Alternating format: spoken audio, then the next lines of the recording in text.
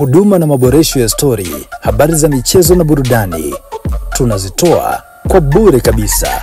Ungana nasi sasa kupitia Relax na Chance Kivuruge. Siwezi nikaamini kwamba tulikuwa tunakumisi kutokana labda na magonjwa ambayo unaweza ukawa ulikuwa unayapitia, lakini pengine kunaweza kukawa na sababu ambazo binafsi ningetamani angalau zizungumzie kwa machache. Kwanza ilikuwaje, kipi ambacho utakuwa umekipitia kwa muda mrefu?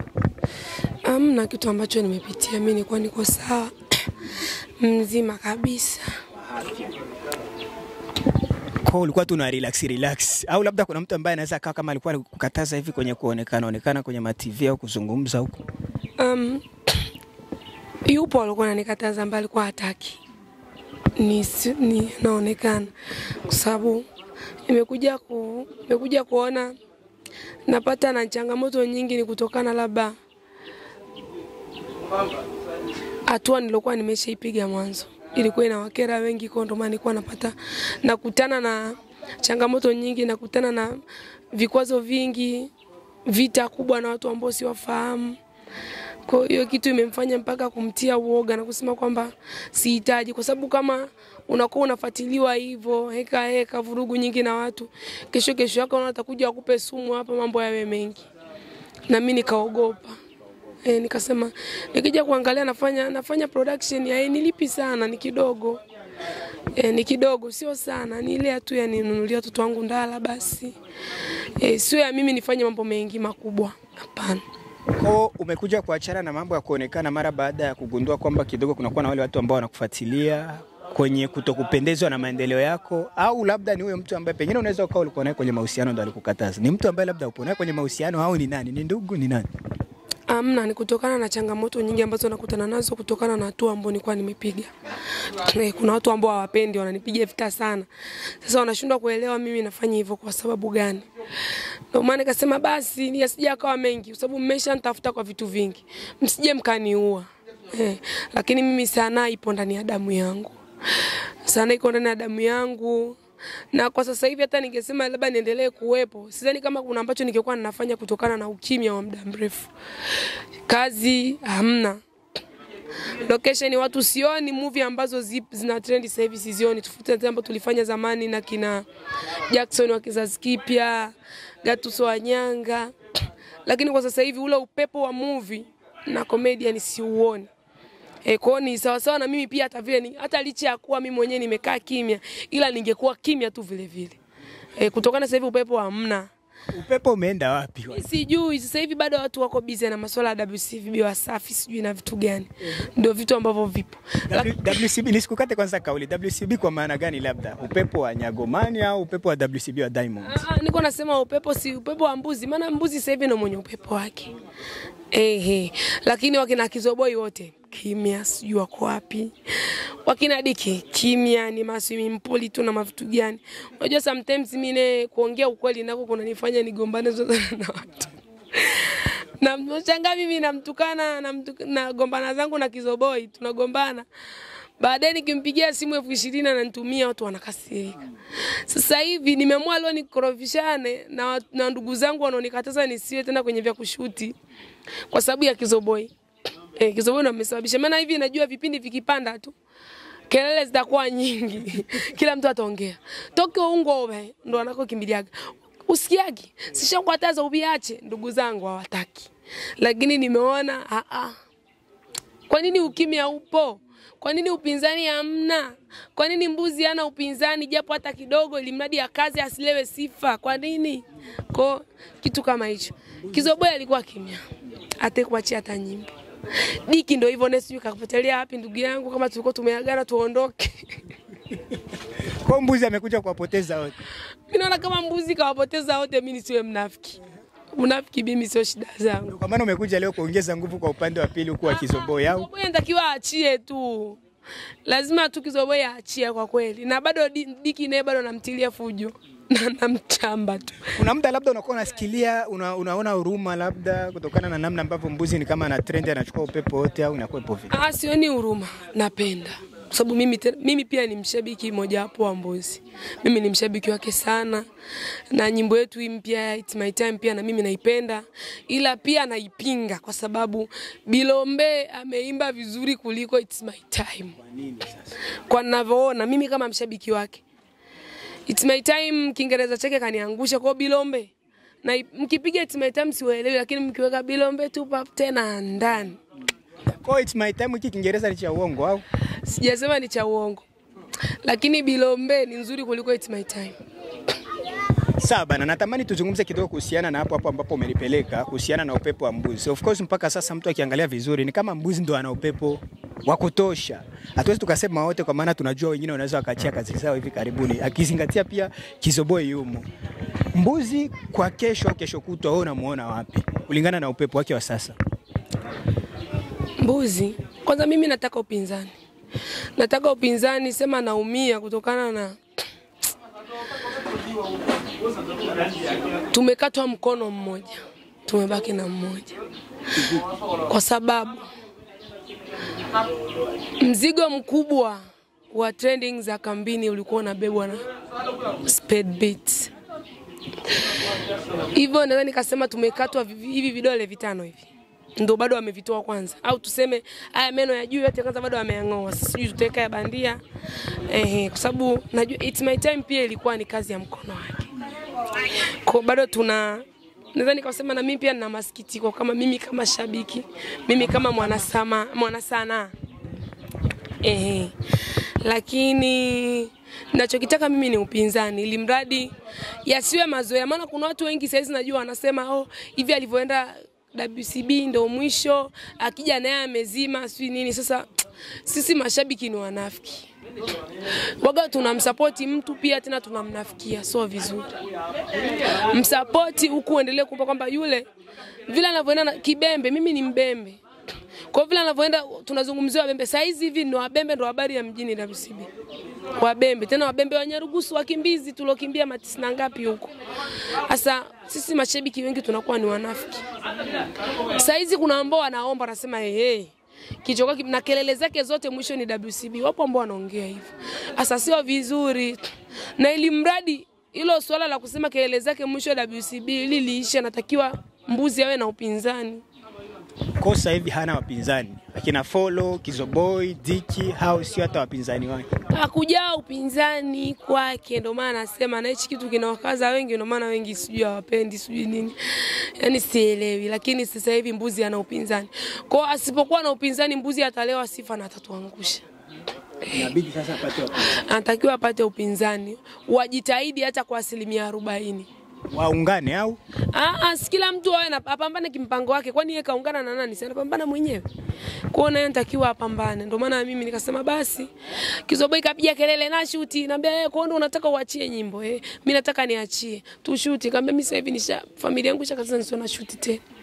Tu shoot, nikasema mimi ni mzalendo. Mimi ni mmoja kati ya wale ambao nataka mziki wetu uende mbali wa kibembe. Nikasema basi haina shida, nitaangalia cha kufanya. Tushuti. Ni teki ngapi? Teki 2. Sinengui hapana. Sio vya hivyo. Hii ni nyimbo tu ya maadili. Inaelekeza baadhi ya vitu na vinavyofanyika katika jamii yetu inayotuzunguka. Ni teki 2, nikamwambia basi haina shida. Basi tuangalie basi. Tufanye basi hata na interview kwa ajili ya kupush, nikamwambia. Licha kuwa familia haitaki na mimi nitafanya hivyo. Tuipushi kazi yetu iende. Natamani tuzungumzie hili kidogo kwa machache. Kwa sasa namna ambavyo unaona upepo unaenda wa hapa kwetu na namna ambavyo wasanii wanafanya kazi, kulingana na kazi ambayo umeifanya na Kizoboi, unaona labda muziki ambao umeufanya au umeushoot unaelekea sehemu gani? Tofauti labda na muziki ambao kwa sasa pengine unaonekana una trend wa Nyango.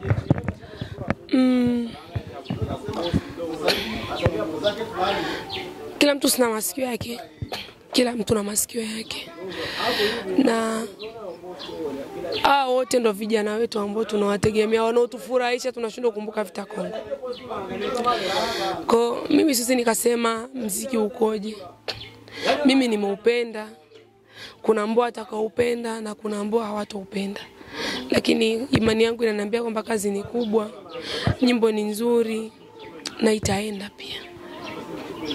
Saba na hii hapa ni Alobo Vibe TV, Gapa TV, tupo na Chocolate. Tunazungumza kwa machache kuhusiana na career ya muziki ambao wasanii wetu wanakuwa wanaiendesha, lakini pia kuhusiana na mada mengine ambayo pengine ungetamani kuyasikiliza kutoka kwake. Sasa hivi watu wanazungumza mambo mengi sana kuhusiana na namna ambavyo wasanii nyinyi kama wasanii mnakuwa mnaendesha shughuli zenu. Wengine wanadai kwamba mmepoa, sijui ni ukosefu wa nini, management ndio zimewakimbia. Hakuna cha management. Hakuna cha nini. Unajua bwana, sisi kinachotukimbiza sana kwanza ndani kasema ni wanaume. Unajua ukiweka sana kwenye damu yako, kuna baadhi ya vitu utavikosa kutokana na mazingira yetu na mila zetu sisi Wabembe. Sawa, mimi ni msanii, lakini kuna wakati ambao nitahitaji na mimi niwe na mume. Kuna kipindi ambacho na mimi nataka niwe na familia, na mimi niwe naangaliwa mafulani hiyo. Sasa ukivaa sana yetu hii, kuna vitu vitakuangusha kutokana na maadili yetu ya Kibembe. Sanaa ya wanawake naomba mwanamke limradi auze lazima ajiachie, tofauti na mwanaume.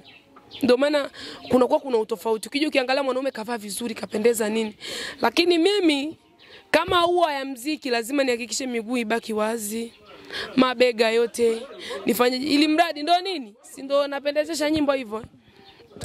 Sasa ukija kuangalia mama zetu akiangalia, onomona machi tako inyemya kabisa, wacho konda ono vitu kama hivyo. Kwa hiyo ndio vinakuwa sometimes vinatufanya sisi tunayaacha, kuna muda tunakuwa tupo kama hatupo, kutokana na muziki wetu haulipi sana. Hauna sababu ya sisi kufanya yote hayo, kwa sababu kuendelea kwetu kufika kule tunakoenda inawezekana na isiwezekana.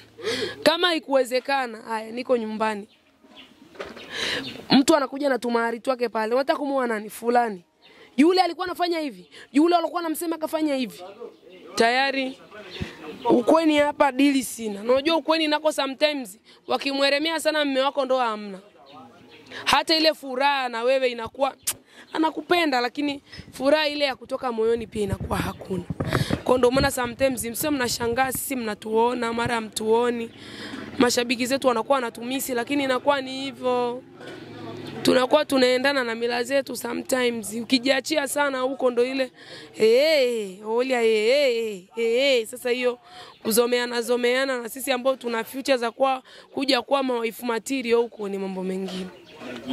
Sawa, nisikukate kauli, natamani tuzungumzie hili kwa machache. Watu wanadai kwamba kwa hapa kwenye mazingira haya camp, lakini pia mazingira hata ya Marekani, kunakuwa na madada watatu ambao kidogo mtu ukiwatazamaga wanakuwa kama ni show hivi. Mitandao yao inakuwa ni kama yapoi, lakini pia ukizingatia vitu vyao vinakuwa ni vya kuendeshwa sana na kuwafanya watu wa vibe kata kwanza. Yes, natamani nizungumzie hili kidogo. Watu wanadai kwamba camp na Marekani kunakuwa na madada tatu ambao kidogo ni kama wanakuwa wanapeleka kwenye kuwaingiza watu kwenye vibe. Kuna Chocolate, kuna Dogo Zuu, lakini pia kuna Rechopia. Mimi natamani tuzungumzie kidogo kwanza kwa upande wa Rechopia kabla ya kuja kwa Dogo Zuu. Style ambayo anaendesha sasa hivi Rechopia kimitandao zaidi, una comment gani kuhusiana na hicho kitu? Mimi sina cha kucomment kwa sababu sanaa kwa wanawake inaomba hivyo. Ndio hicho ambacho nimetoka kukiongelea sasa hivi. Nivae nguo fupi, nifanyeje? Kwa mimi, yani mimi sioni baya kwake. Kwa sababu wewe pia unaifanyaga au umeshawahi kufanya? Yani sanaa kwa upande wa mwanamke ndio inaomba hivyo. Sasa shida ni kwa sisi ndugu zetu, ama tuseme kabila yetu ya Kibembe, ndio inakuwa vitu kama hivyo hamna. Lakini kwa sanaa yetu swala kama hilo ni swala ambalo lipo. Kwa bila kufanya hivyo, bila kushuti nyimbo umevaa vinguo vifupi, hata wimbo wenyewe haupendezi. Kwa hiyo yani mtu ukiwa msanii lazima aibu uwe huna. Ashumu mwenyewe kuna teki waga na shuti nimevaa nguo fupi, labda nimevaa tu kitenge kimoja, unafikiri kwa maadili yetu inatakiwa?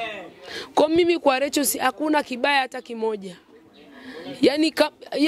Yani yuko sahihi, hamna shida hata moja. Kwa kinachosumbua watu ni kuangalia mila zetu zinataka nini, mila tu.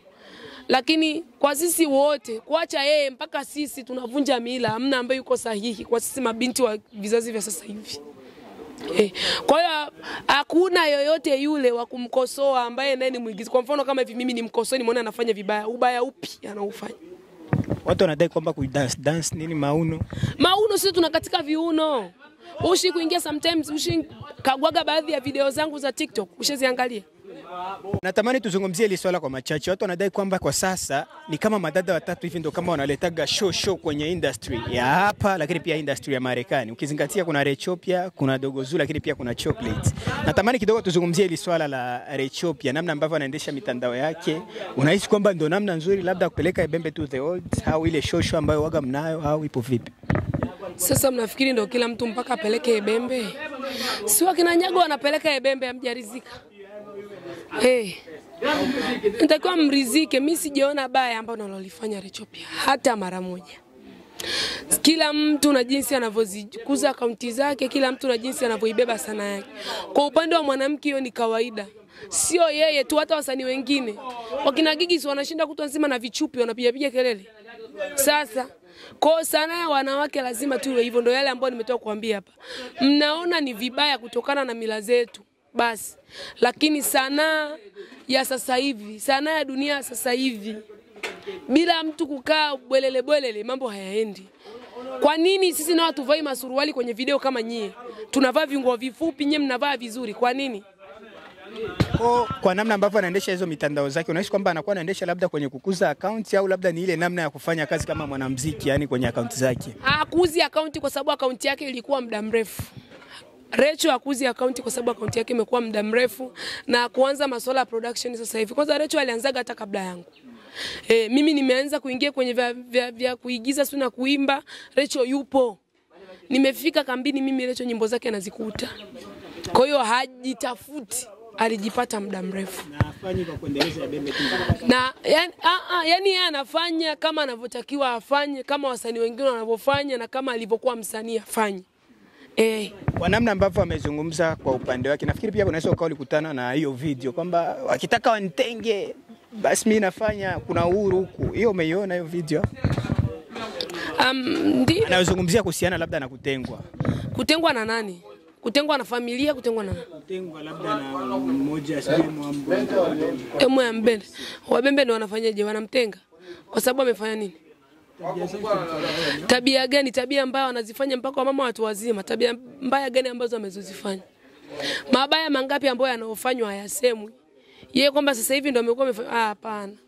Mimi vitu vya hivyo sometimes kwa kama hata watatenga watenge tu kwa sababu hamna anempikia ugali, hamna anayejua anavyokula, hawezi akafa akaozea ndani maana hamna anemjua anazikwa na nani. Kwa kweli mimi kwa upande wangu mimi naona sawa, kwa atakayeona vibata anavyozungumza yeye ndo wale it's okay. Kila mtu anafanya vile ambavyo anaona kwake ni sahihi. Hakuna anemlisha mwenzie, hakuna ambaye anajua maisha yake yanaendeshwaje. Ukiwa msanii lazima iwe hivyo. Mimi kutokana tu ndo hivyo yamenishinda, ndio maana nimeacha. Siwezi. Nataka siku moja nije niwe wife material, niwe mke wa mtu, niolewe basi. Lakini kinyume na hapo na mimi pia mngeniona mbaya. Kwa sababu gani? Ili mradi tu nyimbo iende lazima nijiachie. Ndio kama challenge unajiachia. Haya, assume si ndio hivyo ni challenge. Yes, amekuwa msanii. Kwani yeye ndo ameanza kujitafuta leo? Alijipata muda mrefu Rechopia. Nimeingia kwenye production ya kampuni kwetu, nimemkuta yupo na mpaka leo bado yupo na ataendelea kuwepo. Cha ajabu ni kwani hata akisema labda hata wamtenge ndo akifa Marekani ataozea ndani? Ningesema labda mngesema anatengwa na ndugu zake, sawa. Kila mtu anaamua kuishi vile ambavyo anaona kwa upande wake ni sahihi. Ndio hivyo. Sawa bana, turudi nyuma kidogo. Kuna kitu ambacho nimekikumbuka ghafla. Tulikuwa tunazungumzia kuhusiana na upepo wa mbuzi kwa sasa. Of course ukitazama vizuri anapeleka na anafanya kitu ambacho kidogo ni pona kinaonekana. Tuzungumzie kidogo hapo sasa, nikurudishe nyuma kabla kuja kwenye swala la Kizoboi ambalo ndio kama limetuleta hapa kwa asilimia kubwa. Live ya Nyagomani umeiona? Umeona live ya Founder? Maana watu wanazungumza mambo mengi sana mtaani. Tuongee kidogo kwa hili. Jamani, mimi kutokuwa mnafiki nako ndo mbona kusababisha watu wanataka waniue. Live nimeiona. Comment yako ni ipi kama umekutana na live? Maana sasa hivi mimi pia nakutana na comment tofauti. Nataka nisikilize sasa comment ya Chocolate ni ipi kuhusiana na live ya Nyagomani. Unanichonganisha na watu wenyewe wanataka kuniua mimi. Unajua sio wengine tunaumwa. Sio kwamba mpaka wamenipa sumu mpaka nijitangaze ama nimepigwa mlamboko nijitangaze. Wengine tunapambana na familia zetu huko. Kwa sitaki unichonganishe. Sikuchonganishi, ila natamani nipate mtazamo wako pia kama watu wanavyozungumza mtaani. Nimeiona live yake. Ndugu yetu yuko vizuri. Lakini nimelia sana baada ya kuona anavyoimba live. Hapo kwenye kuimba live ndo kidogo amenipiga. Lakini hakuna baya. Kila jambo liko vizuri, lakini pale kwenye kuimba live na biti nimelia. Kwa haja perform vizuri au? Mimi kama mimi sijapenda performance yake. Japo sisi mashabiki waga ni wanafiki sana. Watu wanakuwa ni wagumu kusema ukweli. Na hususa sisi wabembe. Wale mwana ala abwamo chema byangene kabisa. Lakini kwenye kuimba live ndugu yangu katupiga. Hiyo vitu wamwachie founder ndo mwenye vitu vyake. Sawa. Za ndani zinasema kwamba kuna collab ambayo inaweza ikawa inakuja kati ya founder Chino na Nyagoman. Kwa namna ambavyo labda unaona hicho kitu, unahisi kwamba kitakuwa vipi mfano kikisema kitokee? Kitakuwa kitu kikubwa, kwa hiyo wanaotoa hela wakaze itakuwa. Bila hela sijasema usinichonganishe. Kwa wanamtolea hela mbuzi. Sijasema usinichonganishe kwa sababu hata mimi nishi kupostiwaga na Wasafi FM. Au kwa na picha yangu na Gatusi. Haya. Na mimi nani? Kwa kupostiwa na Wasafi ni kitu cha kawaida. Ni maamuzi ukitaka hata wewe. Unapostiwa na Madi, unapostiwa sijui unakomentiwa na Baba Levo, tuseme nani Mwijaku. Sio shida. Shida ni kupostiwa, sisemi shida comment. Comment hata mimi usishangae hata na nilizuchu yeshanaga video yangu lakini hajawahi kulike wala kucomment. Kwa vya kwenye mitandao vinatizamwa dunia nzima. Kwa ndo maana unajikuta na hususa mtandao wa TikTok ndo unawafanya watu wanakuwa mastaa. Kwa ukifanya kitu ambacho cha ujinga kwenye TikTok lazima chenye ujinga ndo kinaonekana cha kweli. Ukifanya mazima kule haviendi. Mjifunze hata nyote si watumiaji. Mimi sasa hivi na takriban kama hata miezi 7. Mara nishabadilisha mpaka na majina ya TikTok yangu, nafanya ninavyojua vya kijinga kwenye TikTok yangu, si posti chochote. Kwa hivyo sasa hivi vitu vya kijinga ndio vinavyopostiwa. Kwa ndugu zetu wa Tanzania pia waga ni wanafiki sana. Tumekuwa nao mpaka tumejua Kiswahili. Kwa nini hatuongee Kibembe? Na sisi ni Wabembe tuongee Kiswahili. Ni kwa sababu gani? Tumezaliwa Tanzania, tumeelewa Tanzania, tumeishi nao Tanzania. Na wanaotulea ni serikali ya Tanzania. Kwa ndugu zetu sometimes waga ni wanafiki sana. Sawa, tuzungumzie ili kwenye kutoka kwa upande wa mbuzi ili tuende kwa upande wa Kisoboy ambaye anaweza akawa ametuleta hapa kwa location ambayo mmefanya naye. Nimeona clip ya Dogozu anafurahia namna ambavyo amefika Wasafi. Ni moja kati ya ndoto zake ambazo alikuwa anazisubiri kwa muda mrefu kufika pale, labda pengine hata kwenye kukaa kwenye mic kuojiwa. Amezungumza hilo yeye mwenyewe binafsi, lakini pia kuna kitu ambacho amekiweka wazi pale kwamba kinachofuata au pengine kinachoweza kujitokeza kama ndoto pia ni kuja kuimba na Zuchu. Upi mtazamo wako labda kwenye kuhusiana na hicho kitu cha Dogozu kuja kuimba na Zuchu? Unahisi kwamba pengine inaweza ikaja ikatokea muda wote au? Mimi sina mtazamo wowote, lakini sisi tuko pamoja na wao mpaka view wanavyovitaka. Sina mtazamo wowote.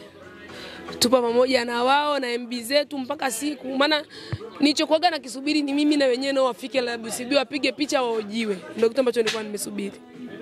Na baada ya hapo nasubiri kitakachofuata nacho. Wamefika, wameojiwa. Bado unaendelea kusubiri kwamba pengine inaweza ikawa ni hela kwa sababu walizungumza kwamba sio bure, ni kitu cha kawaida. Yani ni jambo la kawaida. Maana hata ndo nani huyu? Dogo gani huyu? Diki alikuwa WCB. Na nani tena? Special Boy naye alikuwa WCB. Kwa hakuna cha ajabu kwenda WCB. Kasoro mimi tu ndo sijafika WCB na sijui tena kufanya nini. Sina hata hiyo ndoto. Sasa kwani mimi nafanya nini? Mimi naimbaga. Mpaka na mimi niwaze niojue nini. Nikaongee nini WCB, sina cha kusema. Kwa ambaye ana ndoto ya kwenda kule na maana anacho cha kuzungumza. Anao ujumbe wa kufikishia dunia. Mimi sina ujumbe wa kuambia. Mimi naamini kwamba Nyagoman na Dogozu au na kundi zima la Kirui wanaweza wakawa wameenda pale Wasafi kutokana na nguvu zao binafsi, lakini pia kutokana na ukubwa wa ngoma. So kuhusiana labda na masuala ya hela, sijui management, sijui nini. Hivyo yani wewe pia unaamini katika hilo au ili tuvuke twende kwa Kizoboi? Mimi sina ninachokiamini kwa sababu hata nyimbo yenyewe It's My Time mimi nasema ni haishindi Bilombe. Kwa sababu sisi wote ni mashabiki. Kwa mimi siwezi nikaamini wanavyoamini watu wengine. Lakini hiyo nyimbo ni nzuri, ila mimi napenda Bilombe kuliko hata hii nyimbo yake. Na sina hakika kama nyimbo yake ni kubwa kuliko nyimbo ya Founder. Sina hakika. Na sina hakika kama upambanaji wake ndio umemfikisha pale. Sina hakika kama hela ndo zimesababisha amefika pale. Sina hakika kama akimaliza kuhojiwa pale ndo ataendelea. Na sina hakika kama akitoka kula kirudi nyumbani anazima. Sawa, umeletwa hapa na Kizoboi kwenye kufanya video ya wimbo wake mpya ambao pengine unaweza kutoka hivi karibuni muda wote kuanzia sasa. Kizoboi ni mtu ambaye kidogo mlikuwa naye karibu sana Bennett, lakini hapa katikati mmeonekana kama kidogo mnakuwa kama mnatengana hivi kutokana na namna ambavyo umejiondoa kwenye mitandao ya kijamii. Sasa hivi mmerudi. Watu wanadhani kwamba inaweza ikaja kwa kile na chemistry nzuri. Kizoboi kwa sasa unamzungumziaje kama msanii tofauti na wasanii wengine? Na kazi yenu hii hapa labda unaizungumziaje? Mimi nataka hii kazi nataka tu iende. Ndio shida yangu. Ndio maana mimi kuweka nguvu pia. Nataka iende. Na maana kubwa pia ni kutaka kufanyaje? Nahitaji upinzani kwa Mbuzi ili mradi walio wengi wanaozani kwamba Mbuzi akitoka kule na vinaisha isiwe afike apambane. Na mtu kama hauna upinzani huwezi ukapambana kwa sababu yeye sio wa kwanza.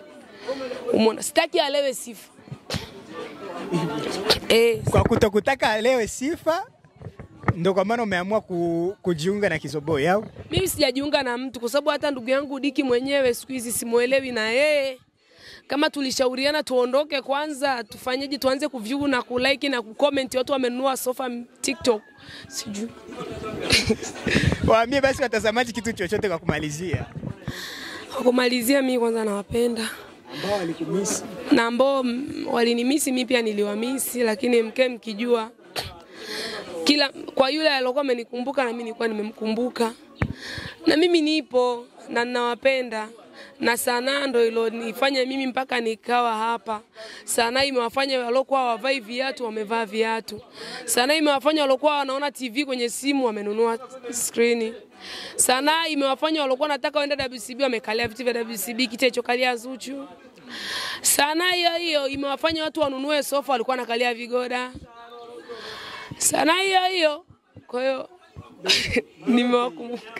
Hii hapa itakuwa ni interview yako ya mwisho au muendelezo sasa wa matukio kwenye kurudi? Sasa umerudi rasmi. Mimi niko kwa ajili nimekaa hapa kwa sababu ya Kizoboi. Kwa mimi sio mtu wa matukio, mimi nitafanya exclusive kwa jambo muhimu. Kwa sababu kwanza familia yangu haivitaki kutokana na watu siku hizo wananipiga vita, wananipa milambo, nimepigwa mlambo mwezi mkaamini. Mimi maisha ya sanaa mara nyingi waga sio maisha yangu halisi, lakini kuyajua maisha yangu halisi watu itakuwa ni ngumu. Kwa uhalisi wa maisha yangu mtakaojua nyie ni siku ya kufa kwangu.